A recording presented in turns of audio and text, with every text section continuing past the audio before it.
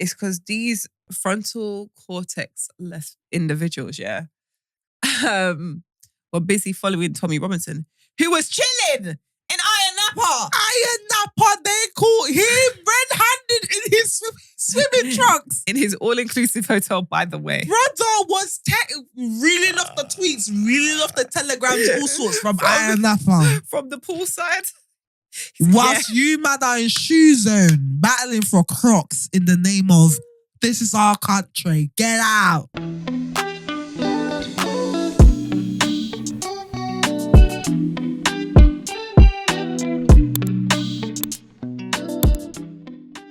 Hi guys. Hey. Welcome to We Just Got Here, episode 21.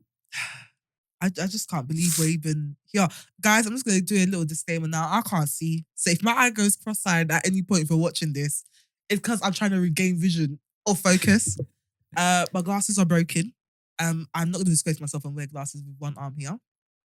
I haven't managed to slyly screw it on, but it will fall. So I'm just going to come in here blind. So if you see me going cross-eyed, I'm literally trying to focus my eyes so I can actually see things. You don't have spare?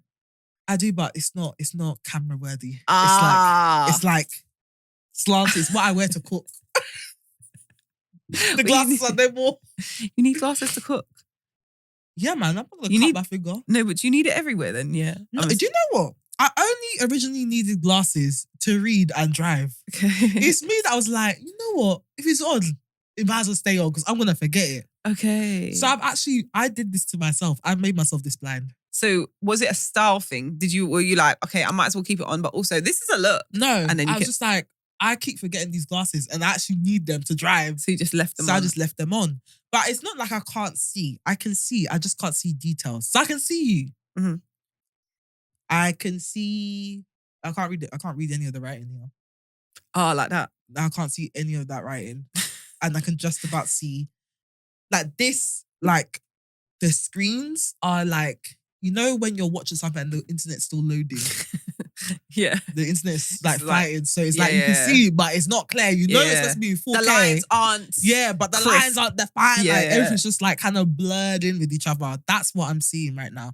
But I know that if I go a day without wearing my glasses, my eyes will correct itself and I'll be able to survive without them. Okay. But right now, as I was walking, the ground was moving.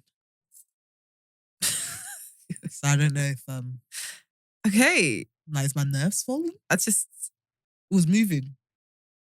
I had to pay attention to the ground because when I take off my glasses, for the first few seconds, everything's moving. Yeah, because you're so because of the zoom. Yeah, so my eyes we ain't got the zoom no more. So it's trying to adjust. I get it. And slowly paint the picture of my surroundings. I haven't worn my glasses in years. You wear glasses? This is what I was going to say. She's been my best friend since I was 8. So you're everyone knows. Finished. You see those eyes gone. Got tattered. No, because they won't even be able to donate it when you die. Tattered, finished. Dr. Nerve is hanging up for his dear life. What do you mean? When have you ever worn your glasses? So originally, how old am I? 31. So when I was 24. Hey! So when I was 24. Done. And you're supposed to do an eye test every year, you know. Finished. Optic nerve just hanging off for his dear life. It doesn't even work no more. It's God's grace that is guiding you every day. So no, I was getting headaches. I was getting headaches a lot. Yeah. A lot. And then, to be fair, I needed it for computers, specifically. Okay, so maybe you have the blue satin. What, the blue light filter thing? Yeah, which I think is a complete waste of time. If your eye wants to die, it's going to die. Complete waste of time. So I didn't need it. That's why I went to the optician, because I was getting headaches. And then they gave me these glasses. But then I kept on getting headaches with the glasses on. And then I stopped working. I wasn't desk-based for a good while, for a good 2 years. No, probably for 4 years after that. So I didn't need them again. And now I am actually supposedly desk-based, but I don't need them. Okay, so you can see. Yeah, I don't have an issue with seeing. It's apparently the tension on the eye when you're looking at computers for a long period of time. Oh. Yeah, I just have tension. Being a woman is not easy, you know. No, it's long.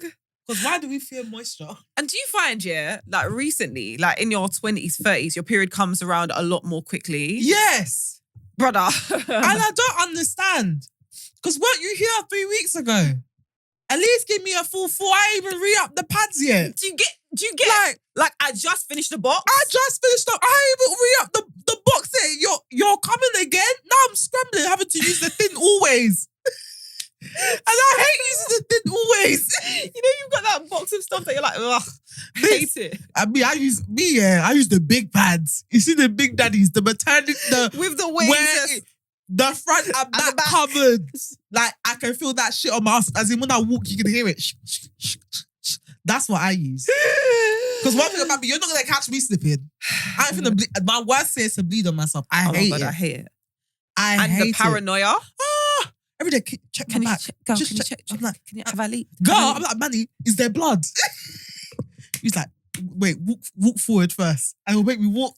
And I'll look at me, I'm like, is there blood? You lot are so cute. That's so cute. No, man, I don't have that attention to detail. No, You'll miss some shit.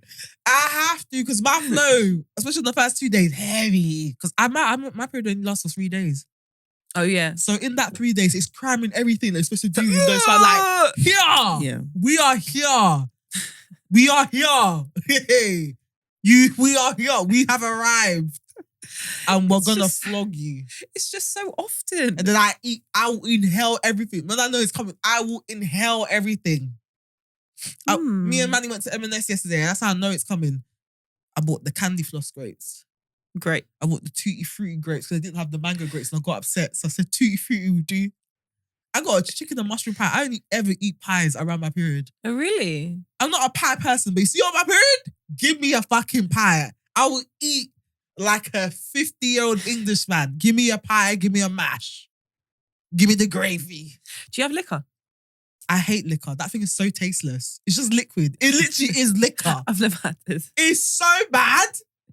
It's coloured for nothing. It is so bad. It's literally just water. Is it not parsley? Literally, yeah, it's made out of parsley. But that's it. There's no flavouring. Nothing. But parsley is supposed to... No, we need to start lying to ourselves. I know you're not going to get out to, oh yeah, white people eat too much salt. Don't you fucking give me liquefied parsley on my pie if it's not going to add any flavour. I don't fucking want it. You might as well make me a herbal tea. Make me a herbal tea. I'm done with you. Do you know how fuming that was? The day I ordered, there was a pie shop on delivery. Around my area. No, around my area. And I think it's called something liqueur. And the way they pictured the liqueur, I was like, yeah, this was bangs, flavoured gravy. When it came, I was like, I pulled it over. I was like, maybe it's the potato. Did I take too much mashed potato? I was like, wait, let me taste the sauce by itself. I taste it. When I say water, even water has more flavour. I was fuming. Just wetting up your pie. Because it's everywhere. It's on the mash. It's on the pie. It's just wet pie. It's just wet pie. There's no... Why did you give me this? Why's your whole school based on this thing? Sorry, English people, you actually have to tell me. Like, please let me know. But like, maybe this is a black thing though. Maybe it's because we eat too much salt. Maybe. We have too much seasoning, so there's more seasoning. So when there's no seasoning, we're just furious. We're just angry. We're just angry. Because I was furious. I wanted to flip the damn table. Cue the black people overseas and food. They'll start shouting the thing. This is what I mean about you don't cook with salt. That's why I don't cook with salt. Do you not? I do not cook with salt. Okay. If I'm using seasoning, I don't use salt because there's already salt in the seasoning. Yeah. You cook with salt, don't you? Girl, I season with salt. I clean with salt. I season with salt. Yeah. Yeah, no. I add salt. I used to be like that and I used to add salt to my food. But I don't add salt to food that's already cooked unless it's like chips only when I'm coming on my period. Yeah. But apart from that, I don't add salt to my ready. Well, generally because you would have seasoned it. Yeah, and properly. Also I don't cook with salt. So I barely ever reach for salt when I'm cooking because the seasoning has salt. You're correct, yeah. Yeah, and if I'm using stock as well from the food from the meat that I've cooked. Because stock and sauces and whatever else has salt. So I don't cook with salt. But that liquor is a crime for the whole country. That is terrible. That is like the worst part of British culture after Bovril. They're going to come for you for that. Sorry.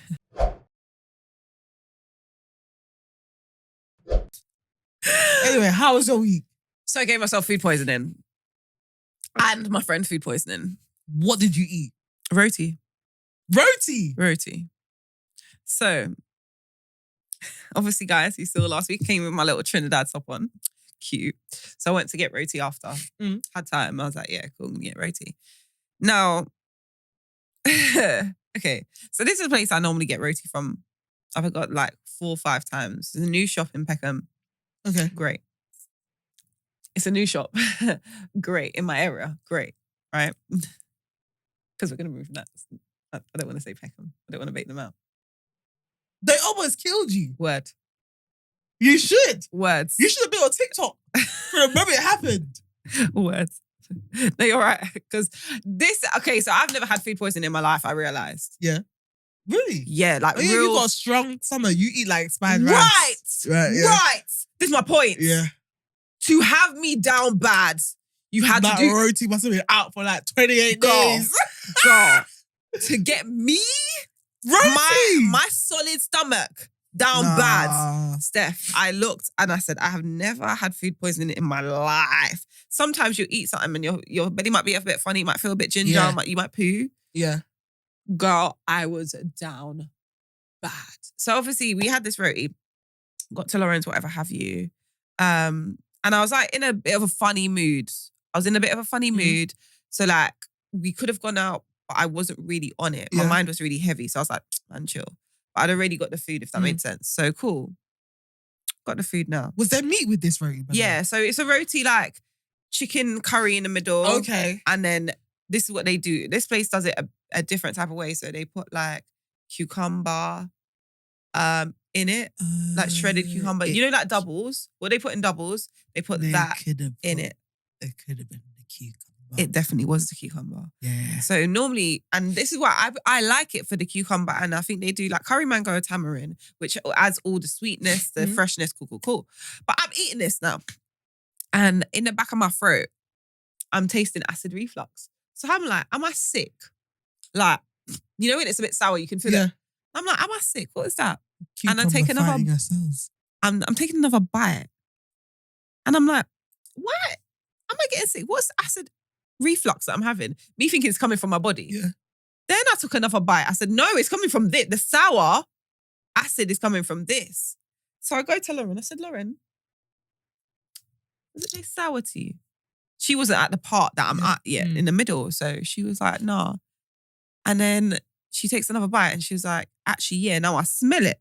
Now, the thing with roti, obviously, is it's curry. So curry is overpowering. Yeah. But at the back, you know when smells are layered? Yeah. At the back, there's a slight smell of sour.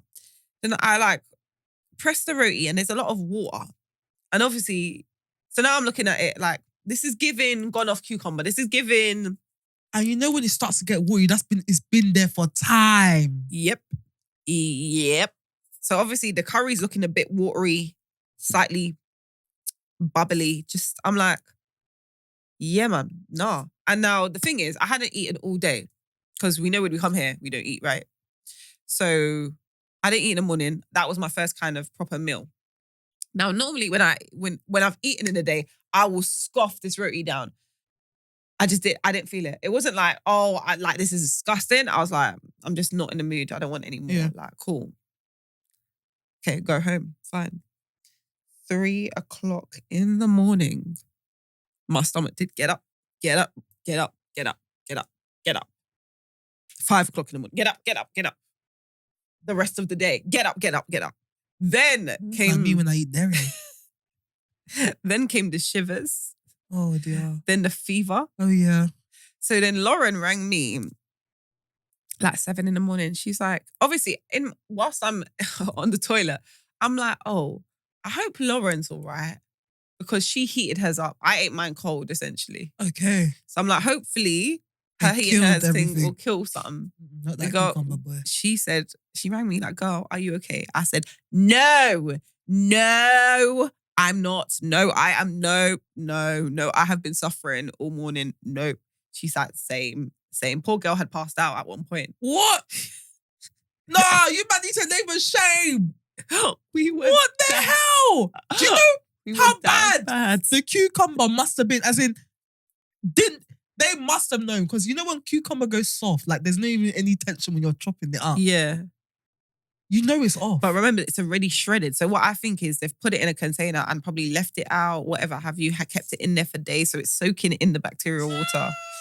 And obviously the lady that was serving me is not the usual people that serve me. She's a bit older. Like, you know, if your auntie or your mum does a favor, that type of vibe. So I'm like, cool. When I say I was down bad, as in the next day I was supposed to go to work, I said, and I was on the phone to everyone like, yeah, I'm going to go to work in the morning. These times you can hear it in my voice, can't Absolutely speak. not. Everyone's like, you're not going to work. I'm like, yeah, in the night, Stephanie, I was calling for my dead dad. I was shivering. Don't be calling him now, because if he comes to take you, you ain't coming back. You know when you're shivering? You're definitely not going to work. Don't be calling him now. Because if he comes, it's over for you. Do you know how sick you have to be to have a fever, shivering, calling for your dead dad?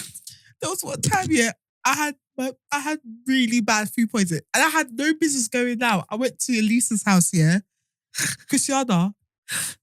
I was so sick. I went on all fours in the middle of the grass patch, opposite Co-op. Started vomiting. I was vomiting so bad. I just laid down afterwards. Someone had to come and get me. I got to Elisa's house, her mum's like, go and eat dry toast. I'm not even joking. I was so sick. Even when I was in the Uber, I had to beg him to stop at Stratford.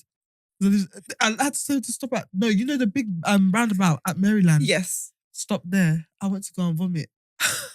And then I came back. He's like, please don't vomit in my car. I was like, please just take me you were home. on edge, because being anywhere that's not your home, I was when you have food poisoning, finished. I said, yeah. That's probably the worst food poisoning I've ever had. Oh. Did you eat dry toast? No, I had crack. I couldn't even eat properly that day. Yeah. I had cracker. That's it. Yeah. I could not, there was obviously there's no appetite. But in general, I'm like, I can't get up. Like, because you're weak. Yeah. So like, my mum was like, oh, make noodles, da-da-da. I said, make. I said, I'm dying. The thing that kept me going was lemon, hot water and salt. Salt. I'm going to check on you in 10 years' time. Because I don't know why the salt. She was like, Mummy told me it's because of the sodium, to replace the sodium that you lose. Electrolytes. Yeah. Perhaps that was a better option. Maybe, but where am I getting them from? Order on Amazon. It's true. You gotta order it, girl. You gotta deliver room. I should have really go puff that day, because I was like, there was so many things I cannot do. I was down bad. Wow. Down bad. The fact that they moved recording, they moved work, because I was like, guys. No, you can't go there. I cannot. Because I thought, even on the next day, the Tuesday, I went in, Stephanie, I'm getting ready, Obviously, it's British summertime, so it's hot, Stephanie, everything was profusely sweating on my... you can't, and the thing is, because we also sweat when we're anxious, we'll be anxious because we're sweating, we have to go out, which is now causing even more sweat. So now you're anxious and hot, sweating with food poisoning. You're going to pass out. On Tuesday, I was like, no, I'm good enough to I think I can get up. Yeah. So I was up and about, obviously, so I was like, okay, I can make it to work, cool. And then I was looking at myself like, Chris, is it warm? But everything with hair was dripping. I bet the front of your hair was wet as well. just sticking to your head. It's just like this. So when I came in, everyone's like, are you okay? And I'm like, I was profusely sweating this morning on my way here. So no. But I think I'm good. So no. So that was my week. Because one thing about me, if I'm sick, I'm not coming to work, No, I'm too anxious. Because the days that I have done that, if you see the way, especially when you have a cold or a cough, the way they will screw face you. Look, COVID changed everything. It did. They said, stay your ass home. Don't give it to us. Not that they're concerned about me. Don't give it to me. Lauren was telling me, she was like, girl, you might, with food poisoning, you're not supposed to be around people. Yeah. By the way. Don't, because now, don't know how it spreads, but so yeah, that was that. Win of the week. I'm on my growing independence. I'm stopping being a baby girl. And so I fixed an issue I had with my boiler, and that made my day. The pressure thing? Yeah, man.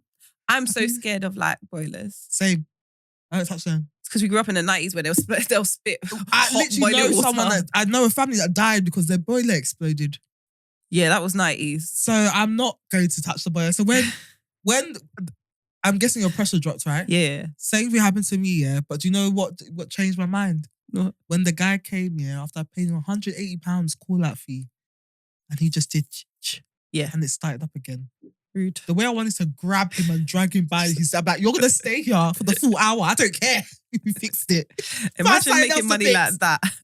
Manny was fuming because he insisted that I can fix. I was like, brother. He said he could fix it and you're like, no, I said, brother, I know a family that died. If this explodes, we're finished. We're finished. My torso is there. My legs are there. I'm not doing it. Let me call a professional. You know when they prove something and you have to sit there and you're when he did that, I wanted to beg him and say, please just stay longer because if this man sees you walking out after 3 minutes, yeah, it's long for me, please. Manny saw him walk out the door. You know when you have to run to the bedroom and you pretend you're busy? Yeah, I was just like, I'm going to the kitchen, start cooking. I was like, how can I start an argument to distract him from this one? I was looking around like, what? Okay, wait, is there laundry on the floor? What can I say to distract him from this fight? Ever since then, I just let him do it. And he fixes it. But how did you know your boiler was not working? It was cold. Water's running cold. Okay, I thought you tried to put on the heater. No, I did. I tried that as a fix. So I was like, let me see if the heater because obviously heat hasn't been on. Yeah. So if that can spur it back into work. And it didn't, obviously. And then, so I just looked it up and they're knobs and our knobs were quite hard to move. Yeah. So obviously I was getting scared. And then I was like, Krishana, come on, man. Come on. Just add a little oomph to your life. You know what I mean? Try a thing. And then, so eventually did it. And I was like, oh, I'm a big girl. Where'd you go back down? The flat just...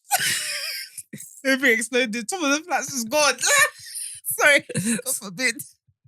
That's what we're saying. Because like, if this thing blows up, we're done. But also, I really want to know, yeah, why in the 90s things were so... Like, we had a boiler in my room, yeah, and every now and then, the boiler would spit boiling water on me. And like, everyone knew. So it's not like my parents didn't know.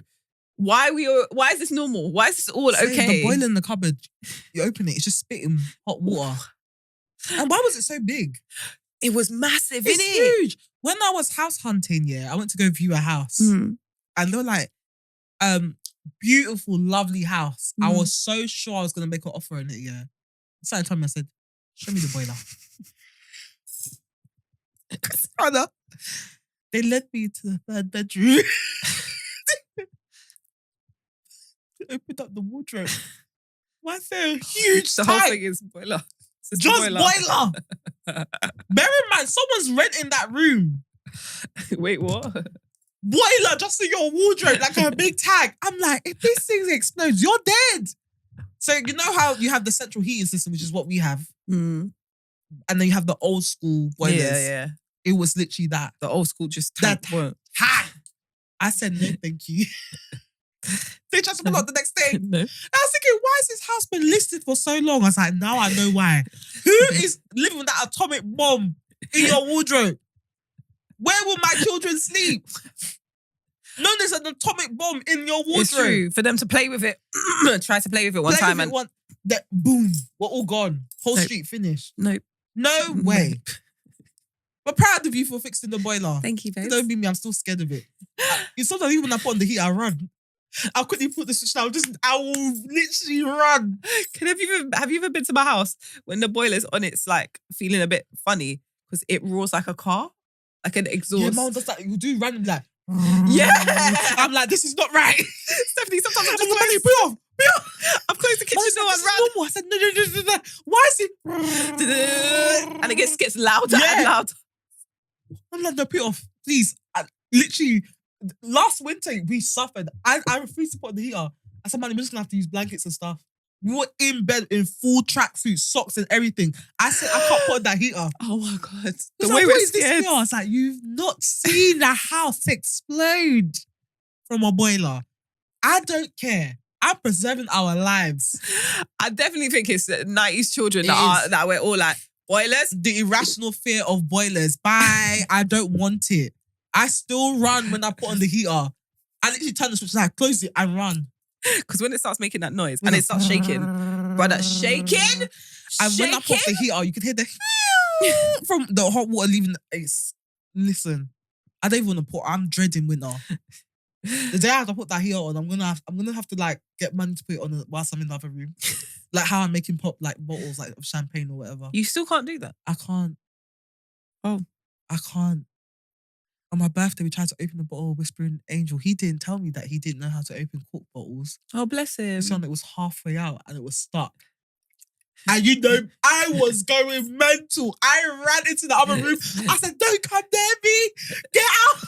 And don't come near me as you get out. Cork. It's going to pop out and kill me and cork. blind me. Literally, he was like, I'll get out. He was trying to use a knife. I said, Manny, you're high. You're actually an irrational mum. You're actually an irrational mum. I am just like my mum. My mum is a panicker.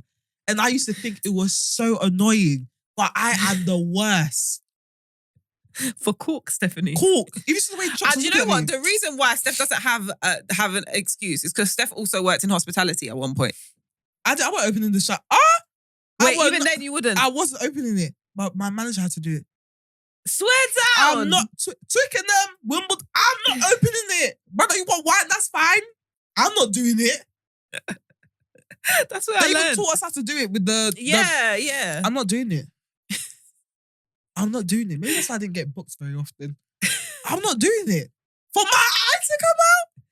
Do you know what? It was that after that Love Islander. I said it confirmed my irrational fear. That was the worst thing that could have happened. That is the worst thing that could have happened. I said, look at his eye. What would I do with just one eye? Because I said my eyes are shaped like an egg. I'm already blind. Then you want me to just manage one? Because of alcohol. Because of alcohol. Everyone rest. That's why I appreciate the Prosecco bottles with the screw tops. Yes, please. How can I be here? You want me to open up the cork? I feel isn't corked one better quality generally. Nah, I don't care. You actually care about quality though. Yeah, but my eye. I only care about quality if somebody else is opening it. If I have to open it, I don't want to do it. She said Lidl would do. I don't, even that the restaurant not opening, I say, hey, that way. Not here. That was so embarrassing. Welcome to my world. We don't pop the bottle. Everyone knows you do it the opposite way or you do it in the other room. Don't do it near me. Jesus, how was your week, Stephanie? You know what? My week was good. I had a really good birthday. Chaotic at first because no Uber was picking us up. So I actually had to drive all the way to Knightsbridge. What? Yeah. Yeah. Did that mean you couldn't drink then? Yeah. Yeah. Yeah. Drove all the way to Knightsbridge. That was an experience. Didn't know that all the roads are now 20 miles per hour in London. And congestion charge. I can't do that. The way my foot was shaking, I could not drive at 20 miles per hour. Yeah. I actually can't. I can't drive at 20 miles per hour. My foot was shaking. But it's because you're so used to getting dual carriageways and motorways, yeah. How are you not so bad? You're not even moving anywhere, bro. You're not even moving. It's so frustrating. People that are walking are going faster than you, bro. I was so annoyed. That's what Sadiq wants to remember. Sadiq, please, man. People have places to go. 20 miles per hour. But yeah, had a really nice birthday. Chiconi's. Oh my God. Their crab ravioli. We need to go and have it. I need to have it at least once a month. Amazing crab ravioli. Amazing lamb chops. It was lovely. And then I said, so I had a very unrealistic expectation of the day. I said, I won't go buy nothing. I can do a little bit of window shop, maybe get myself a little perfume. Fine. We made a mistake of going through a certain area in Harrods. And I said, oh, let me just look. Like, it's not like I'm going to buy nothing. Next thing I know, my card has touched the card reader. He hasn't even touched the card reader because it was over that limit. My PIN had been entered. And they handed me a bag. I was like, oh, that wasn't supposed to happen. I love that. Dopamine ran through you. That was carrying you. But I'm happy though, because it's something that I had on my wish list for years, coming up to 5 years now. So I finally have it and it's actually useful for me. But Yeah, it was just a really lovely day. I really enjoyed myself. Came back home, chilled, and it wasn't even like a late day. So I was back home by like 7. After that, 7 o'clock. And yeah, it was just a really lovely day. It was actually like a perfect day for me, which is what I wanted. I wanted a day for my birthday this year that felt like a normal day for my future self. Mm-hmm. And it was just lovely. My L of the week, and it's still happening now. My nose has been blocked for like 6 to 7 weeks now. I've been wondering what it is. My nose is running right now because I'm allergic to my makeup, which I found out recently. But the reason why my nose has been blocked for 6 to 7 weeks is because I'm actually allergic to chooks. Really? Oh, really? Now, I've been trying to investigate for weeks. And in the morning, I'll wake up fine. But the problem is, in the morning, that's when Chooks comes into our room. So he doesn't stay overnight? He doesn't stay overnight. Fine. So I noticed that the moment I hug him, my nose starts to get stuffy and get blocked and starts to get itchy. Now, Chooks is 6 months. He must be banging puberty now. So he's shedding a lot. To the point where he slept on. This boy sleeps like a human. So he actually uses a pillow. So he slept on my side of the bed and he was using my pillow. The boy got up when he woke up after a 6-7 hour nap. He's so weird. And literally hair everywhere. I was like, this makes so much sense. Because it's hot. It's hot. They shed in the summer a lot.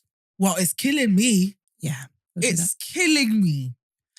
Do you know what you can feed them? Have you looked into things?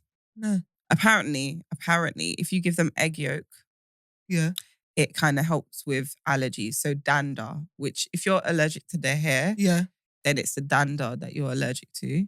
And apparently giving them egg yolk would help make that less because it binds to a protein in them or something like that. The only problem is that Chooks is a black man. He's not eating that egg yolk unless it's fried with a bit of seasoning. That's because you've been feeding him your food. Literally had birthday cake. I was like, the things you're going to die from, unbelievable. They're not going to believe your blood work. They're not going to believe your blood work. It's the fact that your Chooks will be walking around with diabetes and everyone will be wondering why. and now, because I felt bad. It's my birthday.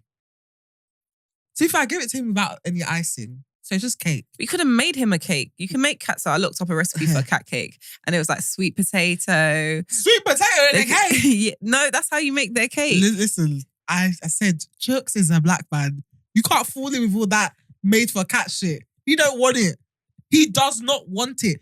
I ordered him a collar and it came with a cat-friendly cookie. Yeah. He was not having it. But you see a rich tea biscuit, bro will fuck that up. You've ruined Chooks him. on a rich tea? You've ruined him. I finished him. I have finished him. I'm not proud of it, but it's because I feel bad. I don't feed him because I'm irresponsible. I feed him because I feel bad. He'll probably look at you with that eye like... He'll look at me with that, and now he tries to be subtle. He will just sit there and just look at you with his big eyes. Then if he sees that you're not budging, he'll now prop up beside you and look at you with his big eyes. They're like, oh, you know what? It's my birthday. Let me just give you a little piece. And he will wolf it down. That cat's going to be so big backed. He's going to be so big backed. Huge. He's already getting a bit of a belly. Bit of a double chin. His cheeks are cheeking. I'm like, slow down, brother. It's okay. Don't let them know. I'm like, we can do this on the side. It's going to put you to shame in that vet. But don't let them know. Don't let them go do your blood work and see just cake, yam, egg, please, chicken. That boy and chicken. As I was eating the chicken and mushroom pie yesterday, I had to give him some of the chicken. And he loves the white sauce. I had to give him a bit of white sauce too. That is mad. He loves the white sauce. He'll eat that thing hot. You know, piping hot. He'll eat that chicken. He doesn't care. Swear down. He does not care. Wow. Hot honey chicken, loves it. Let's actually chat because we have something to address. We have somehow headed into the Viking era. I don't know how we regressed as a nation, but things have been happening. So for those who have been living under a rock, there have been numerous riots. I'm going to call them riots because we don't do it like the French. I don't want to insult them. Also, it was more like stupid people and people that put them to shame. Yeah, it was very much like we came out with banners and we thought we did a thing, kind of thing. Like, again, I say riots because I don't want the French to come after us. They be setting things on fire. Yeah, they know how to riot. We ain't got the guts. Yeah.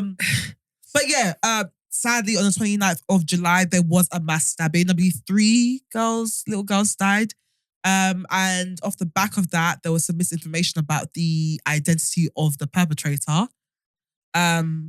People saying that he was Muslim, he was black, etc. Now, the hillbillies, obviously, rest in peace to those girls. Absolutely devastating. No one deserves to die in that way. No one, his family deserves to bury their child. It's just, that is tragic. And I wanted to take a moment to pay my respects to them first before I go into this. But the hillbillies of this nation decided that, oh, okay, this is our time.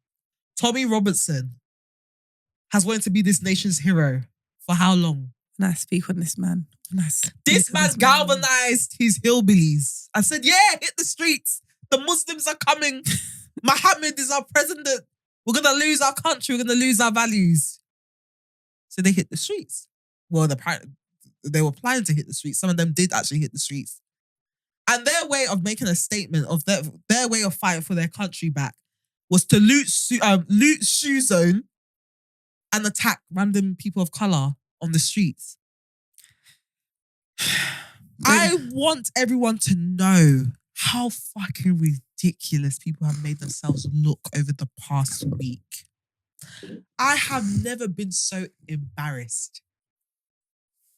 I know we struggle as a nation, but you see this. You see this. What are you fighting for?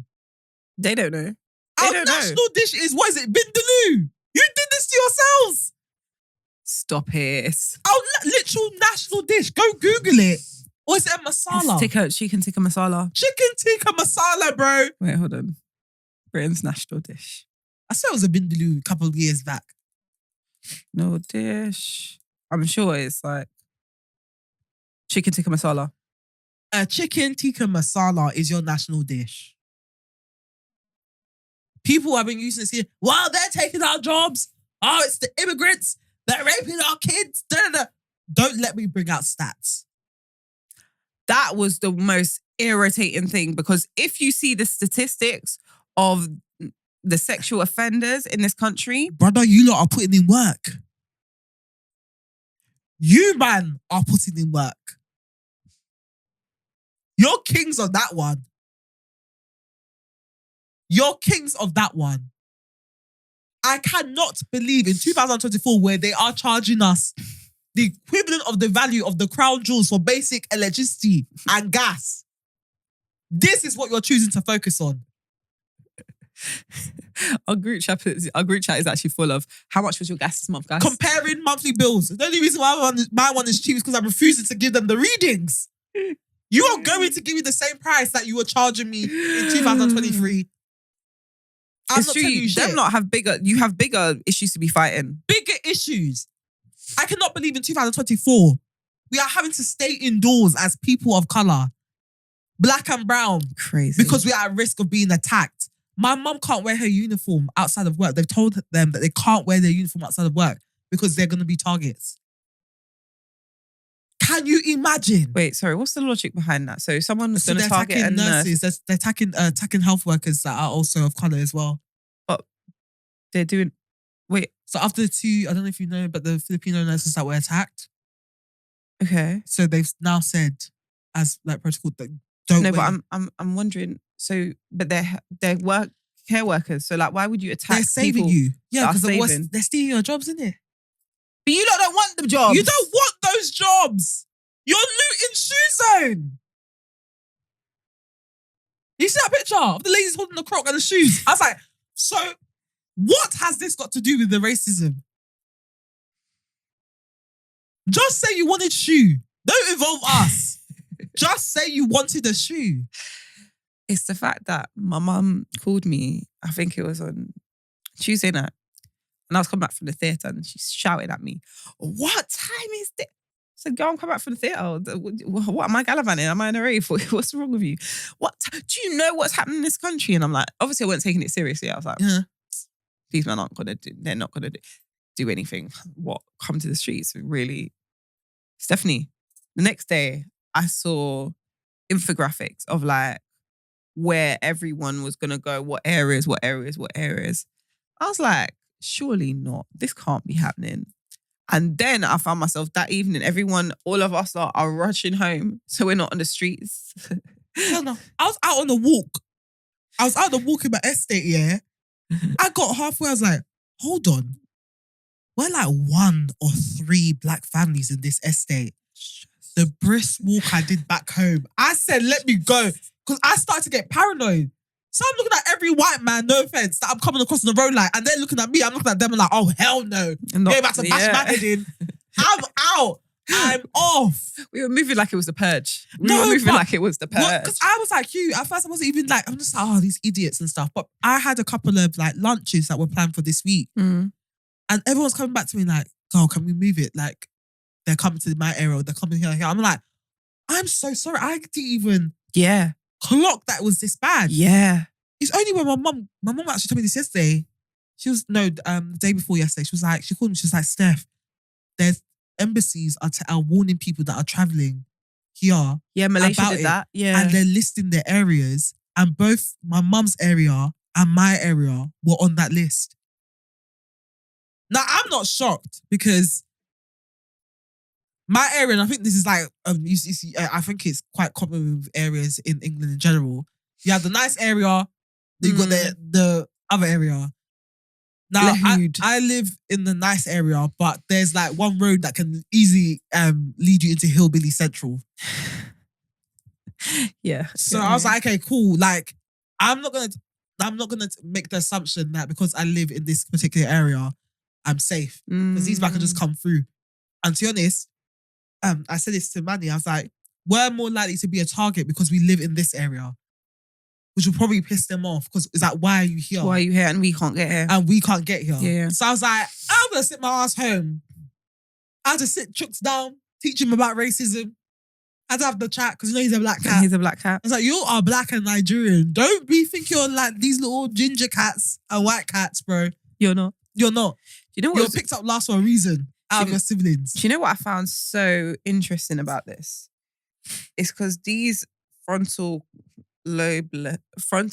cortex-less individuals, were busy following Tommy Robinson, who was chilling in Iron Napa. Iron Napa, they caught him red-handed in his swimming trunks. In his all-inclusive hotel, by the way. Brother was reeling off the tweets, reeling off the telegrams, all sorts from Iron Napa. From the poolside.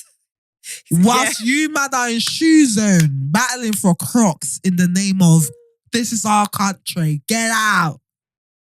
You think I don't want to go back home? Brother, it's condition that has me here. You think if my country was working, I'd be here? Calm yourself down. What you man got anyway? Pie and liquor. Calm down, brother. Because if we start chatting about colonialism, we're going to be here a long time, brother. Because you ain't asked why we had to come here. And got Windrush. This is the thing. We helped like people from other countries, and this is why I just don't. The stupidity is beyond me. People from other countries have helped build the very infrastructure of this country that you stand on. Literally. All the services that you use, the train you used to get to the places you're getting to that you don't no longer living, that you have travelled to do your nonsense. The NHS that you're reliant on, your granny's reliant on, your mum is reliant on, your children were born through. Who are the people working in the NHS? Let's have it. Who were building it up during the war? Let's have it. But you still have the audacity to say, oh, well, they're all rapists. You man invited us. You invited us. You invited people, countries from your colony that you came to invade to come here and help you rebuild after World War II. Mm-hmm. Now suddenly we're the problem. Instead of you to face the real problem, which is the government, the Tories who ran us into the ground for a good 8 years, you're directing your energy to us. Brother, do I have to explain what white privilege is? Yeah, but I think, so that's where the conversation gets harder in it, because I guess this is one thing about privilege. Privilege doesn't, when you have privileges in the circumstance what we're talking about, it doesn't feel like what we deem privilege to be. It's not, it's kind of like a lazy word in the sense of the English, the use of it in the English language, because it speaks to a lack of disadvantage rather than an actual privilege, if that makes sense. That's true. And also class plays a big role in it as well. Huge Classism, role. elitism in this country is a massive problem. A massive problem. But we've had a conversation over 10 years about austerity and how it has everybody in shackles. But we know what the root of the problem is, and it's not immigrants, it's not Muslims, it's the government. But this is the problem, and this is why I find it so just so scary for ease of speech, because you have the Reform Party just saying, oh, the problem is the immigrants, we're going to take away this. And it's like, but it's not though. Because if we all go back home, your systems will collapse. Because you man don't want to do those jobs. We'll necessarily have the capacity or have this capacity or the skills to do it. Yeah. That's what baffles me about this whole thing. You're attacking innocent people. You're really trying to regress. And the worst thing here is that you're thinking that this is the 1940s, 1960s. We have rights, my brother. We can fight back. On top of that, you man are forgetting what you're doing is a literal crime. Do you know how many people I've been enjoying the sentencing. Oh yeah, it's been brilliant. With the mugshots. But company also director broke down and cried in court. Good for you, because instead of you to be running your company, you're coming to riot on the streets. But also, I'm so amused by the lack of sense everyone has, because, like, for example, I saw someone ramming a car into a house. Yep. Shoving a shovel through someone's windscreen. And in my head, I'm like, okay, you did all this. But you see, when you drive your car into bricks, what does that do for you? But your cars mash up, right? By the way, bricks can damage cars. There is a video of you chasing someone with a chainsaw. With your face clearly showing. When they come for you, what are you going to say? When they actually arrest you and show you the evidence, what are you going to say? Because you can't replace the face, right? You can't just switch your face, by the way. Okay, when you go to prison for 2 years, who's covering the mortgage? Are we actually making plans here? Are we forward planning here? Okay, I go out, I riot. If I get caught, how do I mitigate that risk? But then, that's what I'm saying. It's not. So this is my point. Their priorities are not in the right place. Exactly. Because rather than, thinking about sense and thinking about the healthcare that you need, because everything's not syncing up there. You know what I mean? Maybe. It's like some adults need tutors. Do you get it? Guidance. But even then, did you see the gay couple that got arrested in a sentence? 29 and 50. Christiana, if I show you the mugshots, I'll ask you to guess who's 29 there. I literally was like, man, how do you think this guy is? 40s. What do you think the man next to him, in the mugshot next to him, what kind of relationship do you think they have? His dad, surely. They went to go riot after a game of bingo. Instead of you to go home, you man had no business. And the worst thing is that I can see how it would have happened. Went to bingo, had a few drinks. A bit buzzy. See people kicking off. You're like, oh, what's that? Let's just join in for fun. Do a little, push there, kick there. They've caught you on camera. Now suddenly you're going to prison for 2 years. And everyone's laughing at you because they're claiming that you're 29 and you look all of 50. The amount of pictures I saw with guys with red eyes when they've been clearly crying. I'm like, but what did you expect to happen? And also, like, see, if you're from, how can I put it? From communities that face oppression, why are you also oppressing? This is what I didn't get. Your community faces oppression. Your community are discriminated against. Sounds awfully familiar. And you thought, let me join in. Because you know what? The problem with this world Is it the government? Isn't the prejudice against the LGBTQ plus community? It's the immigrants. You haven't even thought about the people that come from these countries claiming asylum because they cannot live openly. In their country. Yep. Openly. Yep. As gay, as trans in their own countries. Yep. And that's what you choose to do. And that's what you chose to do after bingo. And now you're going to prison. Now you're going to prison. I just need us to finish school and read books. Read books. Okay, educate yourselves. Just read a book. But also be honest. Let's start having open and honest conversations about what is going on in this country and what the root cause is. What is the root cause? I genuinely don't understand, but it made me think about, okay, cool. Has it always been like this? Am I being naive? Okay. And one of the questions I went to ask was like, have you ever experienced racism? Because I had to really think. I was like, am I being ignorant? Was this a sudden surge, or has the country always been like this? Like, I'm trying to think back to like experiences that I may have had.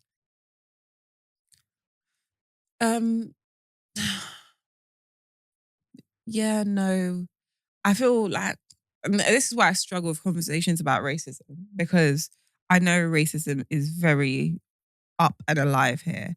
I think our generation sometimes has a problem in proving it. In the sense that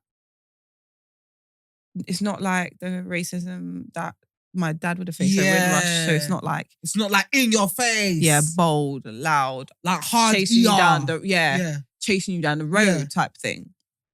It's more like how I would describe it is an otherness. You feel your otherness in particular spaces. So I'm kind of lucky in the sense that I've kind of always navigated places where I wouldn't feel otherness naturally, just because I like what I like. Yeah. But obviously there's sometimes you can't avoid it. So in university, I never really felt that because I was in not a predominantly black university. You were in DMU. I was in DMU. That was a black university. But even where the other people, like you had a community, do you get what I mean? So I never really faced it there. And then I think early in my working life, I was working in events and music and entertainment. So that was really essentially community based as well. And it's only when I started working in TV that I really felt the otherness. Yeah. Because it is a middle class industry in which nepotism is a huge thing. It's a huge thing there because it's like someone's niece gets a job as a runner, someone's uncle does this, So, and there were more people that don't look like us than people that do. More so, there were also people who could afford to move into London and live off this wage because there might have been a degree of safety wealth. And there's a safety net there. And then you really got to see the otherness because it didn't, again, I can't say it's racism. Yeah. It's like a feeling of not being able to fit in, not syncing with everybody. Do you get what I mean? And therefore you're excluded from certain activities, excluded from being treated a certain type of way, certain conversations.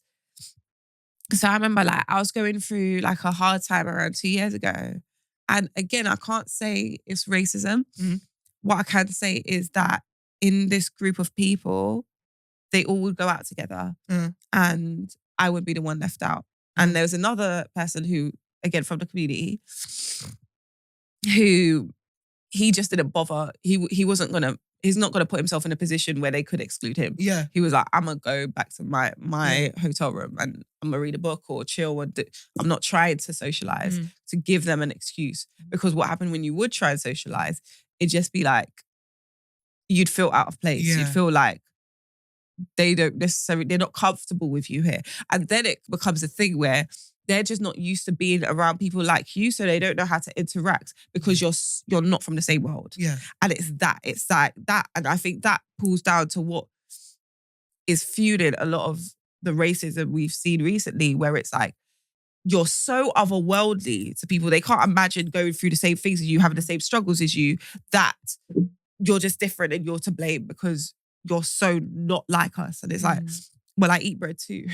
I eat bread too. I have pie and mash, by the way. Oh, wow. What a surprise. You have pie and mash? Wow. What flavour do you like? No, I totally agree. And when I was thinking back, like, have I experienced racism? Like you, it's not the hard ER racism. It's the microaggressions where they make it known that you're different.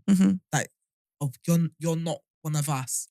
And similar to you, my first experience of it was in the corporate world. So when I've like started working early in my career, prior to that, well, you know, we grew up in the same area and stuff. I went to the same schools. It was majority Black and Asian. If anything, the whites like were the minority in terms of like school and stuff and our area. So I never felt like I stood out or stuff like that. Even at work, like when like I did my retail jobs, surrounded by people similar to me. It wasn't until I got to work, that's when I realized, and it was like the small things, the way I was expected to dress. Because I was the Black girl that was representing urban music. Yeah. The way I spoke, that being mocked in the boardroom, like, oh, why is she saying it like that? Or like, again, like you, them having certain conversations. Maybe they're going skiing or going back home for the holidays or going to their holiday home in South Greece of France, yeah. And I'm like, well, I'm from Newham. Like, I don't have those things. I'm from a lower class, like lower, not lower class, working class background. And then that, I think the one event that really stood out to me was when I this was like my first job in like a proper corporate building, like proper corporate company. And I was an intern and I had been working my ass off. I was gunning for a promotion. I wasn't even an intern, I was an assistant gunning for a coordinator role. I had been working my ass off. I was doing everything you're supposed to do. I spoke to the president that I was working under at the time of the corporation or the particular group that I worked under. And I was like, yeah, if you do these things, you're on track. Smashed out the park. Nothing I wasn't delivering. I was overperforming. I was doing way more responsibilities that I was supposed to do at my level as assistant. And it came to review time and they were like, you're doing really well, but to be honest, it wouldn't be fair for us to promote you because it'll make the other guy who had started as an intern 6 months after me, 4 months after me. They're like, if we can't promote him, we can't promote you because it's going to make him feel away. But you've been there longer. I was like, I've been here longer and I've done more work. This guy, no offense, would show up to work at least once or twice a week hungover, barely does any work.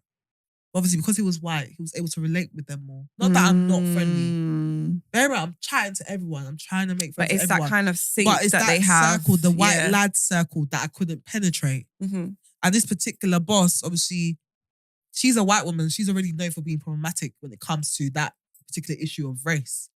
Okay, so now I'm like up against these people. I'm like, I've done all the work. I've worked hard. The way my parents raised me was like, I can do anything. I can achieve anything I want in this life as long as I work hard. And we realised. I worked hard. I did everything I was supposed to do. And they're saying I can't be promoted because this white guy who doesn't do anything can't be promoted. Which means I will never be promoted because he's never going to do what he needs to be done to be promoted, right? Also, I thought, a couple of months later, they promote him and promote me. And I literally had to sit my line manager down. I was like, my progression in this life cannot be dependent on this person. That's crazy. And if that's what's going to happen here, I'm going to leave. And I left to a higher role, a role that this boss told me would take me 8 years to get to because that's how long it took her to get promoted. And she was absolutely furious.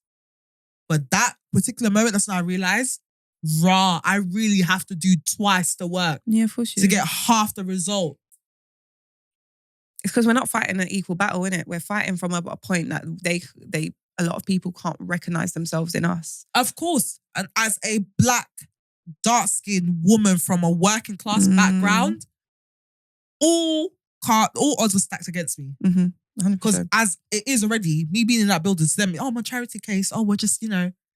She's a diversity hire. Diversity hire from an impoverished background. We're giving her a chance. No, brother, I worked my ass off. I worked my ass off. But that moment, I was like, this is what everyone was warning me about.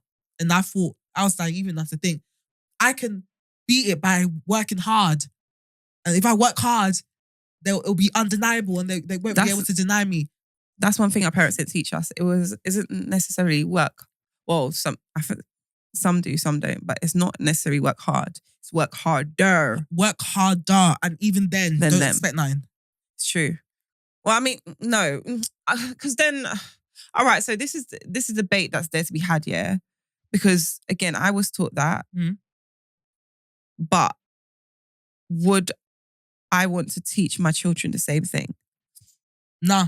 And that's the battle I have, because I know I wouldn't be who I am today. I wouldn't have achieved the things that I've achieved today if my parents didn't raise me the way they did. My parents raised me to be unstoppable. And I didn't realize what they were doing. But now that I'm older, and obviously I'm looking to have kids like in the near future, etc., I realized what they were doing, because they knew that I'm a black, dark-skinned woman in a white man's world. People are going to do things to me. People are going to say things to me. Yeah? And they have to make sure that I'm strong enough to be persistent and resilient. Equip and still you with the right skills, yeah. To be so now I know why my dad used to make me stand there and say, you are a genius. Say, I am a genius. You can do whatever you want. Don't let anyone ever make you feel inferior. And he used to drill that in my head. You are superior. You're not inferior. Don't ever let anyone make you feel inferior. Don't ever make anyone feel like you cannot achieve what you want in this world. Whatever you want to be, you can be.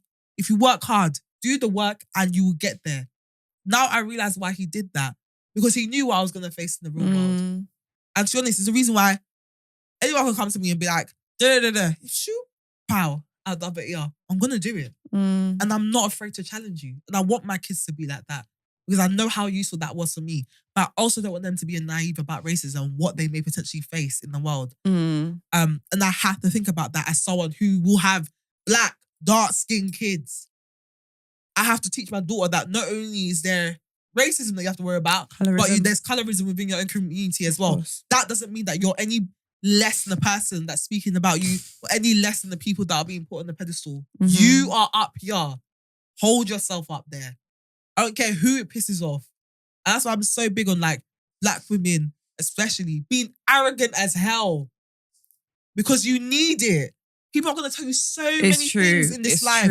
People are going to tell you so many things in this life. If I sit here and list all the things that people have told me I cannot do, that I have done, will be here for a long time. And your arrogance has to be able to carry you. Your arrogance has to be able to carry you. Through all of that, through all the things that are coming at you. When people are trying to break down your confidence, trying to make you feel less than yourself, etc., you need that arrogance that will hold you from that. Brother, everyone's saying you're chatting shit. It doesn't mean anything to me. And that's how I want my kids to be. I want my son to go, wherever he is, he's holding his head up high with confidence that he can speak. He knows that it doesn't matter how many racist people are here. You see me, I'm going to speak because I have a word to say. You can't make me feel any less than how I am, what my parents told me I am. But at the same time, I don't want them to be naive. So I want them to know this is what I may potentially face, but I'm bigger than all of that. That's not big enough to stop me from doing what I need to do. I get you. I was having a thought recently because like in the same way that I will definitely, because my dad is, you know, the generation that really faced, you know, no blacks, no dogs, no Irish kind of thing. And like, again, stopped and searched because he was doing well for himself and people would tell him, oh, you're not like the others. Do you get what I mean? And that type of thing, he was like, no, I'm a black man. No, I'm like the others. But I felt like, so he had this expectation of just, you're going to get a fuck nose again. I love that. It's already here, it's okay. But he had the expectation that because we're here, girl, you've just got to firm it. Because that's what we're going to deal with.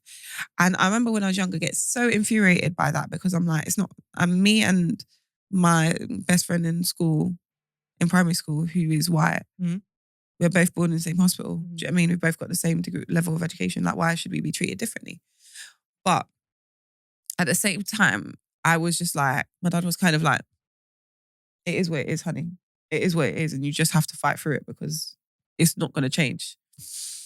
And I feel like one thing I'll say about change, is the anti-racist this month, during the riots, the anti-racist that came out kind of showed me that stuff is changing. I didn't really expect, I didn't expect the riots to be happening, but what I definitely didn't expect is the them, anti-racist, to be outnumbered. Yeah. That was like a little glimpse of hope. Do you get what I mean? But at the same time, like, I also think that's why, personally, I celebrate Black mediocrity as well. Oh yeah. I really celebrate Black mediocrity. You don't have to be excellent to be respected and exist. A lot of times, especially rich white men fail upwards. Oh yeah. They fail upwards. They literally fail upwards. So we should be allowed to do the same. We don't have to be, because there was this whole narrative as well. It's like, but we're doctors and we're lawyers and stuff. You don't have to be a doctor, lawyer, whatever, to have the right to exist in this country. Because as a lot of them Black, don't. brown, whatever person in this country without being harassed, without your life being at risk. Of course. And also, it's like I just feel like if one is okay and you can have a good life and a good, like, create a life for your family based on simple mediocrity, why should it be any different from us? I was born here. Yeah. By the way, I have a British passport. Like, sorry. When someone asks where I'm from, Newham. Like, obviously, I know, like, heritage, where I'm very proud of my heritage as well. But what culture do I know? Newham, East London, London culture is what I know. Go anywhere and I'm a Londoner. I'm English. Do you get what I mean? Anywhere else, I can't. Because we had this conversation about when you go back to Nigeria and, like, you're English. You're English. Like, they see you as, okay, she's from London. That's a London babe. You come here and it's like, oh, where are you from? I have a British accent, love. Someone asked me, like, where are you really from? And I was like, Newham. And he looked so perplexed, like, and I was just like, can you, I don't, what? So I asked, I don't mind people asking me where I'm from in terms of, like, country, because I guess, especially being Nigerian, like, you're taught you're Nigerian first before you're British. Yeah, true. Like, I'm Igbo first before I'm Nigerian. I'm Nigerian first before I'm British. Do you know what? But the where you really from, something about that statement rubs me up around. I hear it. I don't know what it is. Like, where it's, I think it's the way they word it. Because we know. We're not, there ain't no Viking blood here. Like, where's your parents' origin? I get all of that. You can phrase it. Yeah. But when someone says, where are you really from? No, but I'm really from here. I think it's the way they phrase it. And yes, people need to get better at phrasing it. But I don't get offended by it because I don't see myself as British first. I'm Nigerian. Yeah, you were raised like that. At the most, British Nigerian. But I'm Nigerian first. But my thing is, even us, Nigeria was minding its own business when the British came, you know. So I don't even want to hear nothing. Because Nigeria was really minding their own business when the British came. I studied colonialism as part of my degree. I did my whole dissertation on the UK's legal systems, the UK legal system's influence on the Nigerian legal system. I've had to study how they've implemented their laws, their systems, etc. You told me about Nigerian this, system. I can tell you now that Nigeria was minding their own business before you lot came. And it's essentially the English that started to put things in place that now Nigeria is suffering from. Now Nigeria is suffering from because we were never built. Our society, our culture isn't built like that. You're trying to take a system. What you're trying to do is what they call standardization in the business world. Where you take one cookie cutter model and try and implement it in different places where there's different variables such as environment, culture, religion, etc., which you fail to actually assess and take into account. And now the whole thing's a mess. And now you see Nigeria as it is now. That is a result of that. Complete chaos. Justice system where? Constitution where? when they're constantly contradicting their own constitution in the court of law. They try to legalize child marriage because of the Sharia law. When the constitution literally says the legal age of marriage is 18. It doesn't make sense. So when you're asking us why we're here, for us to go back to our countries, really ask yourself, what was Britain doing? What was Britain doing back then? Why is English the official language of Nigeria? Where did that come from? Why does Nigeria exist? Yeah. Why does Nigeria exist? Why was there Windrush? If you man didn't do nothing. Why do you man drink tea? Who put you onto that? Because it sounds like the English were fastening up themselves all across the world, trying to add their influence everywhere. So when we came and said, yeah, we're part of you, it can't be a problem because... it can't be a problem. You were telling us we're part of you, though. What? Someone's eating the chicken tikka masala. Do you get? Just want to say. But yeah, man, it's such a shame, man. Honestly, the regression over the past week, it seems to have gone back to the normal way. But I'm like, why did this whole week even happen? Yeah, it was very weird. It was because I'm not going to forget. It was very strange. I'm not going to forget. And it's people with proper jobs. It's people that have responsibilities, like a whole director of a company that are here hitting the streets to go and riot. So these are people that we'll see every day. It's the fact that I was in Lidl getting stuff just to stock up for the purge. I said, this is very surreal. It's very... I was literally like, let me quickly go to Tesco before it gets dark.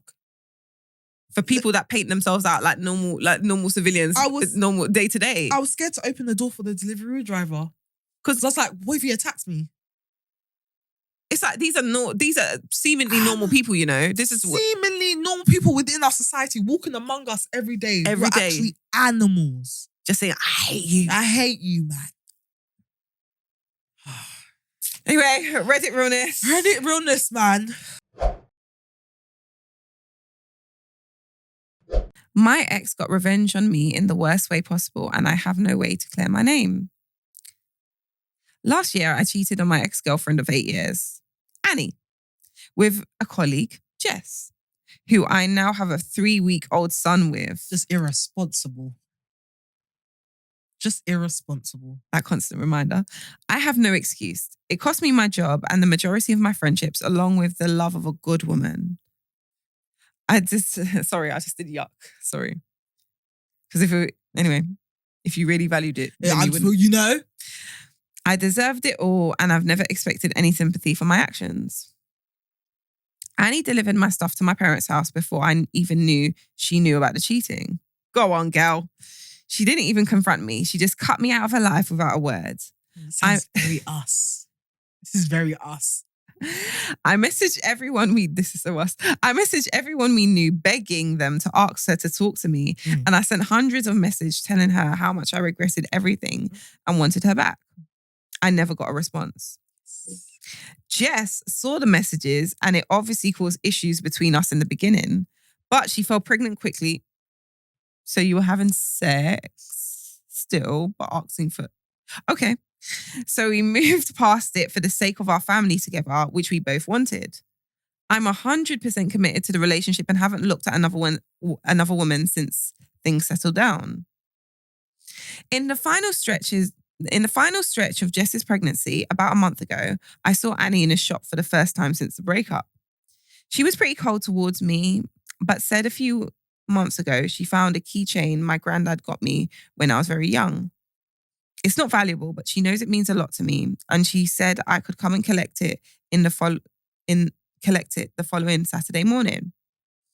I explained that was 6 days after Jess was due to give birth, so I'd probably need to be at home. But she just said I could either get it on Saturday or it was going in a bin. So I agreed a time to go over. My son was born a few days late, but he's perfectly healthy and wonderful.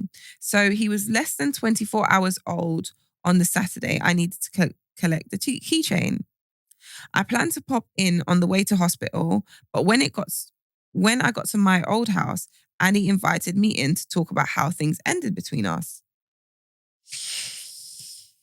Sticky territory. I thought we had a good conversation and that both of us walked away with closure. She let me apologize for the way I treated her, wished me the best with my new family, and hugged me as I left. I admit I held on tightly for the hug, but it was purely because of the relief, not lingering feelings. I spent less than an hour at her house, then headed to the hospital. I didn't tell Jess about any of this because I know she still feels insecure about Annie, and I didn't want to feel that. When I arrived at the hospital after seeing Annie, Jess had revoked my access. The ward manager wouldn't tell me why. I ended up being removed by a security guard because I was denied seeing my son for the second time ever and didn't respond well to being blindsided. I tried calling Jess and her mum over and over, and the only response I got was a screen recording of a message from Annie. It was the doorbell footage of me walking through the door at 9:30, then back out after 10:15. The hug is only partly caught, so it does look like it could have been kissing. The message Annie sent with it said, "Did he even shower and change his clothes between fucking me and holding his son? Congratulations on being stuck with him for the next 18 years. I hope it's everything you dreamed of." It's fucked, yeah. But it's sick at the same time. What the hell? No, this is crazy. Sorry. She's cold. But that is terrible. But she's cold. She's so smart, but this is bad. She's using her smartness for evil. Yeah. No one believes this is a setup at all. It's something I would never have expected from Annie, and no one else would either. So they're completely rejecting the idea that this is a lie. Is this me? I sent her a message asking why she did this, assuming I'd be blocked. Her response was that she wasn't going to let me play innocent and that I may have deleted all of our messages over the past few months, but she hasn't. Obviously, there are no messages, but she blocked me again straight after, so I have nothing at all to exonerate myself with. This is crazy! She waited in silence for almost a year, then took the most cruel and vindictive revenge she possibly could. I have met my son once, minutes after he was born, and now Jess is refusing any contact with me and won't let me see him. Court will take months and my heart hurts every minute of every day. I know what I did to Annie was horrible, but I don't deserve this. I have no one to talk to about it because not even my own mother believes me. Her only question was why I ruined my life with a baby when Annie was willing to reconcile. And that's about the most supportive thing she's said to me since I was dumped. The few friends who stuck with me are assuming the worst too. And it's killing me that not a single person I know sees this for what it is. Everything is ruined. He's got bad discernment, you know. He's got really bad discernment. When I say women are dangerous. Do you know what, yeah? I'm torn. Because that is flipping sick. As if she's cold for that. Yeah, like that. But it's awful. Because you're denying the child. Their parent. Over a lie. But he has bad discernment. But yeah, he has bad discernment. Because one, the woman, Jess, shouldn't be keeping him from seeing his baby. That's got nothing to do with you. Yeah, child shouldn't suffer. And two, Annie, who was the best woman, the greatest woman, is actually wicked and has the capacity to hurt you like this. Bro, you've got... Scandalous. And you didn't sense any of them were out. She said, come this day or it's going in the bin. You think, why does she want me to come on this day so badly? You couldn't even collect it at the door. Why do you have to come in? Yeah, just put it in a... Why do you have to come in? It's true. Yeah, why did you have to come in? Why did you have to come in? Brother, I don't even know what to tell you. You're going to have to go to court. I actually don't know what to tell you. You're going to actually have to go to court. Closure isn't everything, you know. Some things are just too sticky. Just leave it. Even if the door is ajar. My dear, walk past. It's not everything that you must... Oh, let me go see why it's ajar. Oh my God, let me go see why you closed it. You cheated. She left. What closure? What closure? You cheated. She left. What closure do you need? What other explanation do you need? But this is what I'm saying. See, when people do this, it's to validate their own ego. Do you get what I mean? Really and truly, there was no closure that needed to be had. He just wanted to feel better for what he had done. They're done.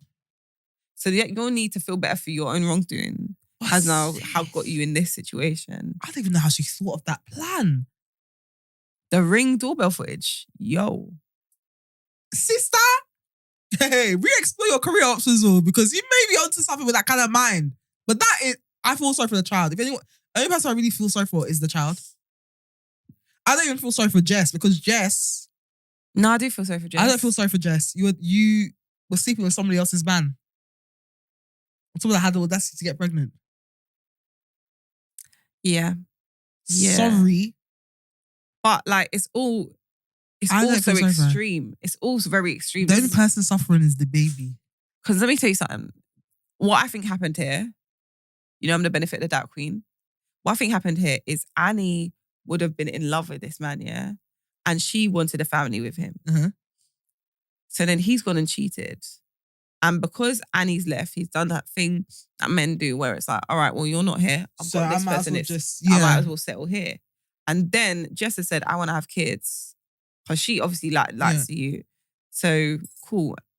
Now, Annie's looking at it like, on top of stamping over my heart after I was a good woman, the child that was supposed to be mine is now Jess's, with the girl you cheated on me with. So she's fuming because all her life prospects have been essentially pulled down the drain. I hear it now. So now she's mad because it's like, that was supposed to be me. You were supposed to do that with me. Me, and now you've done that with someone else. So, like, do you know what I mean? It's just, you're stamping, you're just pouring salt in a wound. So cool. I'm taking it back. She's hurt. A familiar feeling, and I'm starting to side with the other, with the psycho. But bring it back, Steph. Back to the future. Yeah, the only person really suffering here is the baby, and I think Jess. I know he's not a great guy. I know what it looks like. We cannot deny this man access to his own child. But this is what some men are terrible lovers and excellent fathers. Of course, but this is what I'm saying. Obviously, this is what I'm saying. She's hurt as well. Because obviously she's already insecure because she's taking the man away from the girlfriend. So she thinks that's the person that you were really in love with. Yeah, but who sent you? True. You could have got your own man. But then when he decided to stay with Jess, it then even, like, sometimes that's even worse. It's true. It's worse because now you're always thinking, what if she comes back? What's up? Like, because you're only with me because she left you. Right. Do you see it? That's why it's so chaos. Why you shouldn't do it in the first place. Do you see that? Because it just... Now he went to go pick up the key ring. It's just snowballed. And your family is scattered. Snowballed. Everyone's snowballing. Everyone's just... All the baby's caught up in there. The baby's caught up in that snowball just there. Just work, turn around, head just getting scattered. Everyone's just getting more mad and more insecure. More mad and insecure. More like, nah. Long one, brother. The advice I can give you is that you're going to have to probably wait for court, man. Because go to court. No one's believing you, which means you must be an asshole by nature for nobody to even believe you. That means it's giving the boy that cried wolf. Yeah, he's... You must be an Your asshole. friends know what you're like. Your friends know what you're like. You need to work on your character. You've got bad character and that's why you're here right now. But this is the thing. This is about sometimes things that are done in the dark. So even if nothing has come out from situations before, it'll come to slap you in the face now. Because of how he behaved. And this might be other women that no one remembers. They're just accumulating. Now your friends remember and they're like, yeah, but you're mad though. Yeah, but you're mad. So what did you do? Boy. Well, you gotta go to court. You need lawyers for this one. We can't help you, bro. She's too smart. Just change your ways. Change your ways. And try, sort out yourself. Was the key ring that deep? Was the key ring that deep? You didn't even remember it. If it was that deep, you would have collected it. Way before. Yeah, man. Sorry for you, bro. Sorry. But next time that you keep your legs closed. This is discipline. This is what I mean about men that lack discipline. This is what happens. This is why they tell you, keep your pants on. Keep your pants on. Because even if you didn't love Annie, you could have just broken up the relationship. He met just at work. Yeah. You see? Work husbands and work wives. This is why I tell you people. Go to work, do your job and go home. How long were they together? Sorry. You know when things just crop up? Work husband. Now look. Hold on. 8 years. Nah, sorry, no excuse. 8 years. No and you slept excuse. with your colleague, and now that you've got a 3-week-old. Fuck off. The anger that is sitting in Annie's stomach. I don't blame her. Yo. I actually don't blame her. I don't blame her. But shall we move on to adult finds of the week?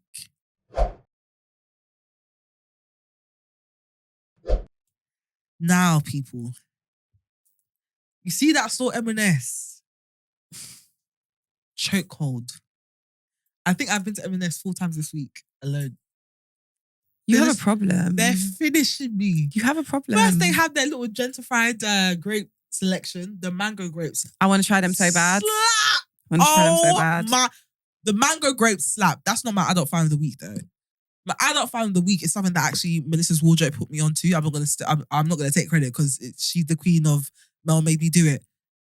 The Mexican layered dip. Oh, yeah, I've seen that. It's got the salsa, the guac, the sour cream. The salsa, the sour cream, jalapeno peppers, and then cheese. You know I'm getting that on my way home. Incredible. With the habanero wings flavored veggie chips, as in the crisps. Incredible. So convenient. I really need. I don't know who the product testers, who comes up with these recipes or these kind of products in M&S, but they need to be put up for a knighthood or something. I don't even know, some kind of prize, because this is insanity. How did you know that we needed this? M&S are doing their thing though. How did you know that we needed this? Yeah, you said, you know what the people need? A layered dip.